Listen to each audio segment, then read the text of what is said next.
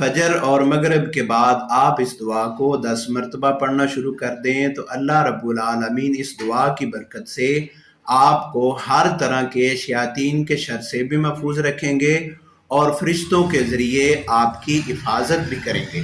اور یہ انتہائی مختصر سی دعا ہے۔ سنن ترمذی شریف میں اللہ کے پاک پیغمبر علیہ الصلوۃ والسلام نے فرمایا، جو بندہ فجر کی نماز پڑھنے کے بعد اسی جگہ پہ بیٹھا ہوا 10 مرتبہ پڑھ لیتا ہے تو اللہ رب العالمین سارا دن اس کو شیاطین کے شر سے محفوظ رکھیں گے۔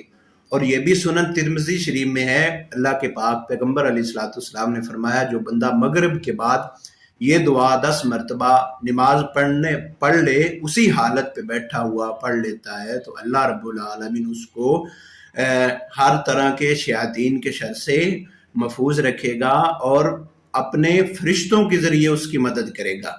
تو یہ انتہائی مختصر سی دعا ہے، آپ خود بھی یاد کریں، اپنے بچوں کو بھی یاد کرائیں۔